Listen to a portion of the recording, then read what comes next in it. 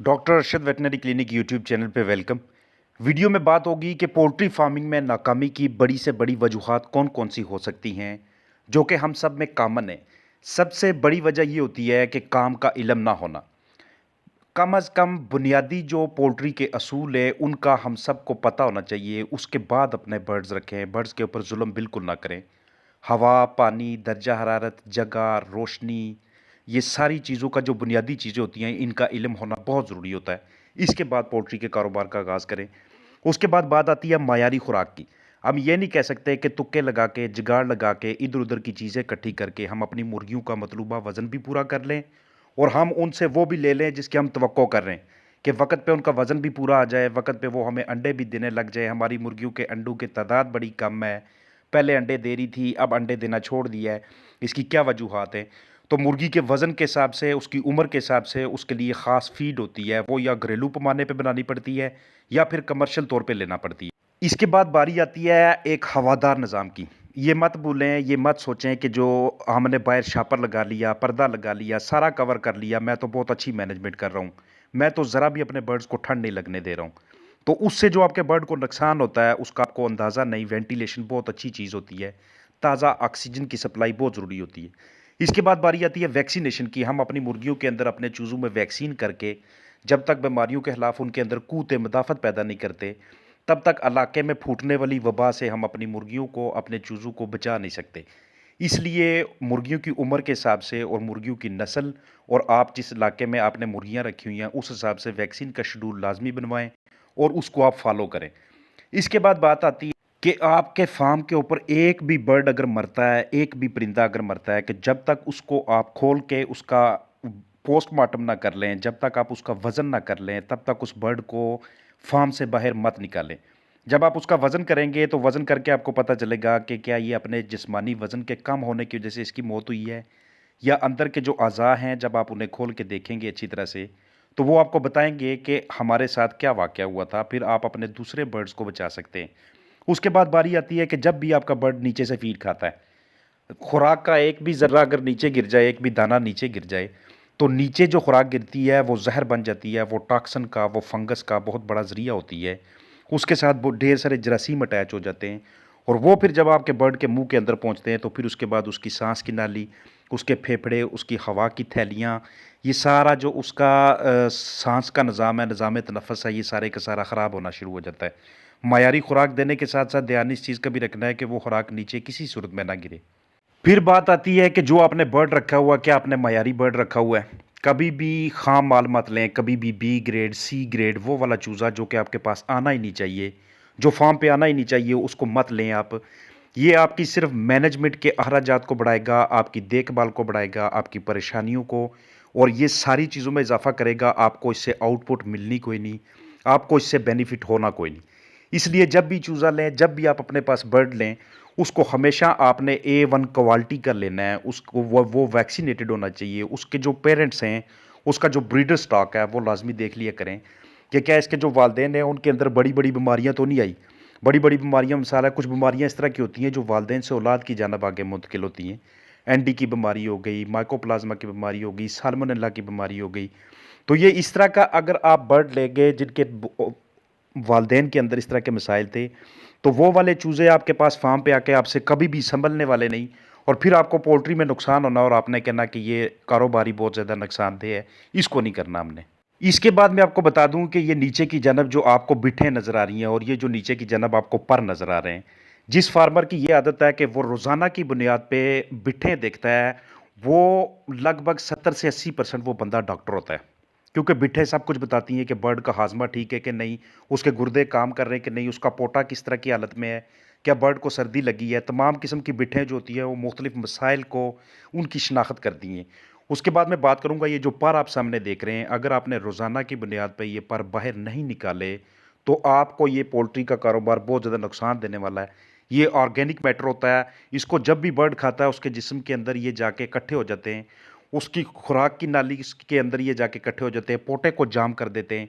इसलिए जब भी खुराक दें, जो सामने मैं आपको दिखा रहा हूँ, इसका टेक्सचर लाज़मी देखें। उसके अलावा बात होती है कि हर रोज़ आपने अपने बर्ड्स का मुआयना ज़रूर करना है। कोई एक भी बर्ड अगर आप बीमार देखें, उसको अलहदा करके उसकी आँखें, उसकी कलगी, उसका मुँह खोल के, उसकी सीने की हड्डी, उसके परों के अंदर देखें कि कीड़ियाँ वगैरह तो नहीं हैं। और जब भी अपने बर्ड्स को हैंडल करें, कोशिश किया करें कि ₹10, ₹5, 15-20 वाला जो ग्लव्स होता है, कोई इतना ज़्यादा महँगा नहीं है। आपके इस पोल्ट्री के कारोबार से ज़्यादा महँगा नहीं है, जितनी आपकी इसके ऊपर लागत आई हुई है। तो ये हल्की-हल्की सी एहतियात, थोड़ी-थोड़ी सी एहतियात, ये आपके बर्ड को बड़े-बड़े मिसाइल से बचाती है। इसलिए बायोसिक्योरिटी को मेंटेन रखना, बायोसिक्योरिटी को बरकरार रखना आपका अव्वलीन फ़रीज़ा होता है। बायोसिक्योरिटी किसे कहते हैं कि बायो ज़िंदगी को कहते हैं और सिक्योरिटी कहते हैं हिफ़ाज़त को। यानी कि ज़िंदगी की हिफ़ाज़त करना, और वो ऐसे ही होती है कि आप अपने हाथों पे ग्लव्स पहन के, अपने कपड़े तब्दील करके अपने बर्ड्स के पास जाएँ। अगर आपने बर्ड थोड़े से ज़्यादा पैमाने पे रखे हुए हैं। अब अगर किसी का ये सवाल हो कि बर्ड तो बाहर घूमते रहते हैं आगे-पीछे, तो उसमें भी कोई मसला नहीं है इतना। बस ये कि आपने ध्यान ये रखना है कि उसमें दूसरी नस्लें, दूसरी चीज़ें मिक्स ना हों, दूसरे जानवर उनके नज़दीक ना आएँ। इसके अलावा जब भी आप पानी दें, पानी जो होता है अगर साफ़-सुथरा पानी देंगे तो ये उनके लिए बहुत बड़ी शिफ़ा है। अगर आप पानी गंदला देंगे, पानी ठीक नहीं होगा, उसकी आपने ब्लीच के ज़रिए, उसमें आपने सिरके के ज़रिए या उसके अंदर ऑर्गेनिक एसिड्स के ज़रिए उसकी ट्रीटमेंट ना की, और उसकी पीएच वैल्यू बहुत ज़्यादा ऊपर हुई या बहुत ज़्यादा नीचे हुई, तो इस तरह का पानी आपके बर्ड्स के लिए वबाल जान बन जाएगा। उनमें इकोलाई का, जरसूमों के लिए दावत देने वाली चीज़ बनती जाएगी। इसलिए हमेशा आपने साफ़-सुथरा पानी देना है, साफ़ सुथ याद रखें, जो मुर्गी अंडे देने वाली जो मुर्गियाँ होती हैं, उनकी रोशनी के दौरानिया में कभी भी छेड़खानी ना करें। बड़ी हैरानकुन बात होती है कि जब मैं ये सुनता हूँ कि हमने दर्जा हरारत बरकरार रखने के लिए सारी रात लाइट ऑन की थी। रोशनी का मुर्गी की ओवरी के साथ डायरेक्ट तल्लुक होता है। जो जवान मुर्गी होती है, जो अंडे देने वाली मुर्गी होती है, जिनसे बाद में चाहे आप बच्चे निकलवाएँ या कुछ भी काम लें उनसे, उनको खाने के लिए आप इस्तेमाल करें या बेचें, उसकी रोशनी का एक महसूस दौरानिया होता है। जो जवान मुर्गी होती है 18 से लेके 30 से 35 हफ्तों के दरमियान, उसको सवा 14 से साढ़े 14 घंटों के दरमियान हम लाइट देते हैं। उससे ऊपर उम्र की जो मुर्गी होती है, उसको हम 15 से साढ़े 15 घंटे, और जो बूढ़ी उम्र की होती है उसको हम 16 घंटे की लाइट देते हैं। सारी रात रोशनी ऑन करेंगे तो आपके बर्ड की ओवरी बर्बाद होती जाएगी, ख़राब होती जाएगी, और इस तरह का बर्ड अंडे देते-देते रुक जाता है या अंडे पे भी नहीं आता। याद रखें कि जब भी अपने बर्ड्स की खुराक को तब्दील करें, उस खुराक को अपने बहुत प्लानिंग के साथ तब्दील करना है। ये मैंने पहले भी आपको बताया हुआ है कि अगर आप खुराक तब्दील करना चाहते हैं, कमर्शियल से घरेलू पे आना चाहते हैं या घरेलू से कमर्शियल पे जाना चाहते हैं, तो पहले दिन आप जो पहले वाली खुराक इस्तेमाल कर रहे हैं, उसका आप 75% हिस्सा देंगे, नई खुराक का 25% हिस्सा देंगे। अगले दिन आप इसको 50-50 पे लेके आएँगे, तीसरे, चौथे दिन पे जाके आप नई खुराक पे आ जाएँगे। ये सबसे अहम चीज़ है कि आपने उसको जो माहौल देना है, जो बिछाली देनी है, वो बड़ी पुरसुकून देनी है। यही आपकी मुर्गियों का बिस्तर है, यही उनके लिए रहन-सहन की बेहतरीन जगह है। उसके बाद बात आती है कि एक नस्ल में दूसरी नस्ल कभी भी मिक्स ना करें। ये मैं आपको बताता चलूँ, अगर कोई बंदा कहे ना मैंने तो 2-3 मिक्स रखी हुई है, कुछ भी नहीं हुआ। बाज़ का तुक्का चल जाता है, लेकिन पोल्ट्री के बुनियादी असूल में ये चीज़ बिल्कुल शामिल नहीं है। जो बीमारियाँ एक नस्ल के अंदर होती हैं, वो जिस पैटर्न से, जिस तरीक़ेकार से आगे ट्रांसफ़र होती हैं, फैलती हैं, वो दूसरी नस्ल के अंदर नहीं होती। जो छोटा बर्ड होता है उसकी मैनेजमेंट अलग होती है, बड़े बर्ड की देखभाल अलग होती है। छोटे बर्ड के लिए जो बीमारियों के लिए जो आप जो भी मेडिसिन चलाते हैं उसकी डोज़ अलग होती है, बड़े बर्ड की डोज़ अलग होती है। तो जब भी छोटी बड़ी उम्र को आप मिक्स करके, मेडिसिन को भी मिक्स करके डोज़ भी ख़राब कर देते हैं, उसके अंदर पानी और खुराक के इनटेक को भी ख़राब कर देते हैं, और फिर मैनेजमेंट आपके बस से, आपके पहुँच से बाहर निकलती जाती है, और फिर आप मैसेज कर रहे होते हैं कि फ़लाँ-फ़लाँ बीमारी की क्या-क्या ट्रीटमेंट है। सबसे मेन चीज़ ये है कि जब भी आप वैक्सीन करें अपने बर्ड्स, जिस बंदे ने भी वैक्सीन के टेम्परेचर के साथ छेड़खानी कर ली या उससे कंट्रोल ना हो सका, वो 2 से नीचे चला गया या 8 से ऊपर चला गया, बराए मेहरबानी इस तरह की वैक्सीन यूज़ ना कीजिएगा। ये आपके बर्ड्स के लिए अब किसी भी किस्म के ज़हर से कम नहीं है। आइस पैकिंग में अच्छी तरह से बिल्कुल साफ़ उसकी तैयारी और उसकी एक्सपायरी की डेट देख के अच्छी तरह से पैक शुदा वैक्सीन आपके पास वो दुरुस्त फ़ॉर्म में आनी चाहिए। उसकी पहले अच्छी तरह से श्योरिटी कर लें, उसके ऊपर आप कंपनी का नेम देख लें और इसका बाकायदा रिकॉर्ड रखें। वैक्सीन का जो रिएक्शन होता है उसका किसी किस्म का कोई इलाज नहीं है। जब भी आप वैक्सीन पानी के अंदर मिक्स करें, पानी की डीक्लोरिनेशन करना मत भूलें, क्योंकि क्लोरीन एक ऐसी चीज़ है जो कि वैक्सीन के अंदर जो वायरस मौजूद होता है, उसके असर को ज़ाइल कर देती है।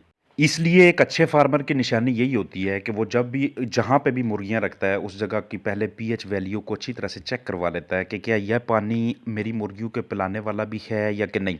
मैंने ये जो बोर करवाया हुआ है ये यहाँ पे ठीक है या दूसरी जगह पे बोर करवा के उसका पानी मैंने अपने बर्ड्स को पिलाना है। तो ये चीज़ें बहुत ज़्यादा अहमियत की शामिल होती हैं कि पानी की सफाई सुथराई और वो वाला पानी अपने बर्ड्स को देना कि जो उनके जिस्म के अंदर जाके उनके लिए किसी किस्म का वबाल जान, किसी किस्म का ख़तरे का बायस ना बने, बल्कि वो वाला पानी हो कि जो जब भी आपके बर्ड्स पिए, क्योंकि ये सबसे बुनियादी ज़रूरत होती है पोल्ट्री के अंदर, आपके चिकन रेज़िंग के अंदर। और आखिर पे वो 2 स्टेप्स के जो करना बहुत ज़रूरी होती हैं, जब भी आपकी मुर्गियों की बिट्ठें पतली होना शुरू हो जाती हैं, पानी नमा होना शुरू हो जाती हैं, जब भी आपकी मैनेजमेंट ख़राब हो जाती है, माहौल के अंदर तनाव आ जाता है, तो उस सूरत में आप अपने बर्ड्स की पहले डिवर्मिंग करते हैं और उसके बाद आप उनकी फ्लशिंग करते हैं।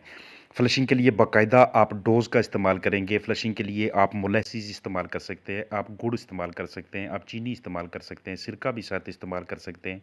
और डिवर्मिंग के लिए आप कोई भी आपके पास अच्छा डिवर्मर मौजूद हो, उसका इस्तेमाल करके बर्ड्स के जिस्म के अंदर से वर्म्स निकालें। क्योंकि ये ऐसे स्टेप्स हैं जो अगर आप नहीं करेंगे तो जितनी मर्ज़ी अच्छी मैनेजमेंट कर लें, आपका बर्ड कभी भी पाँव के ऊपर खड़ा नहीं हो सकता। तो ये मेरी कोशिश थी कि मैं आपको बता सकूँ कि कौन-सी वजूहात हैं जो आपको पोल्ट्री फार्मिंग में नाकाम करती हैं। उम्मीद है कि ये आपकी समझ में आई होंगी। मज़ीद रहनुमाई के लिए आप मुझसे कमेंट सेक्शन में पूछ सकते हैं। अपना ख़्याल रखिए।